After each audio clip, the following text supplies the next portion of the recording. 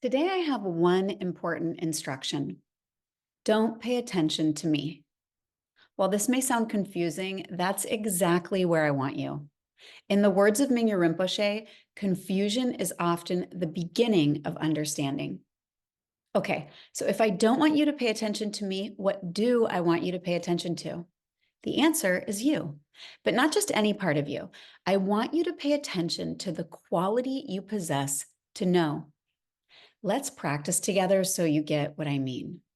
However you are right now, just take a moment to notice how you're feeling. Notice what you see, what you hear. Notice any thoughts you may be having. Now, here's the last instruction. As you notice all of this, become aware of how you know that you're noticing. Rather than focusing on the feelings, sights, sounds, or thoughts, take a moment to rest here in this knowing quality. This knowing quality is what I will be calling awareness, and it's not empty. Rather, it's like a clear flowing river in which everything is free to come and go as it pleases. Okay, so this is where I want you. Try to stay with this quality as I speak. Let me tell you a little bit about myself. When I was young, I had no idea how to connect to awareness. As a result of early trauma, my mind was always distracted. I call this habit blurry mind. No matter what I was doing, lived experience was always just a little bit blurry. While blurry mind protected young me in many ways, as I got farther away from childhood, it was anything but helpful. In adulthood, my blurry mind got in the way of my relationships, made me chronically forgetful, and left me feeling as though I was missing out on a big portion of my life.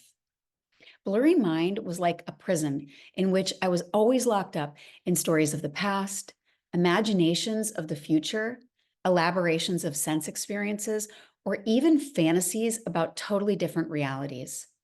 For much of my life, I was completely disconnected from this knowing quality called awareness, which, if you're like most people, you've also lost contact with in the last minute or so. There came a point for me when the problem of my blurry mind was too big to ignore.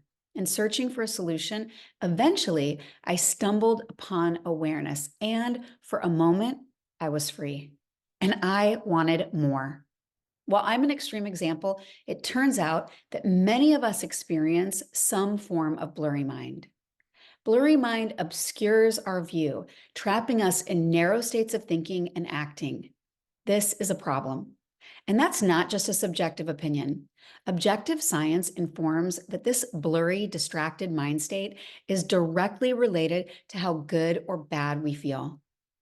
So the next natural question, if it's the case that blurry mind traps us and awareness frees us, how do we get less blurry and more aware?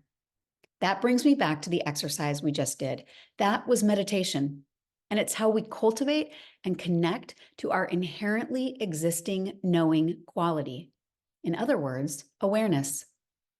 Unlike what you may have heard, meditation is not about stopping blurry mind. As I said earlier, awareness is like a clear river. There may be a lot going on inside of it, but when we rest with this quality, we don't get swept away in the undertow. Now, let me be clear. Meditation is not a cure-all. Rather, it's a practice of reconnecting with the truth of reality in its most clear and fluid form, reconnecting with awareness. And while it really is that simple, it may also be a little confusing at first.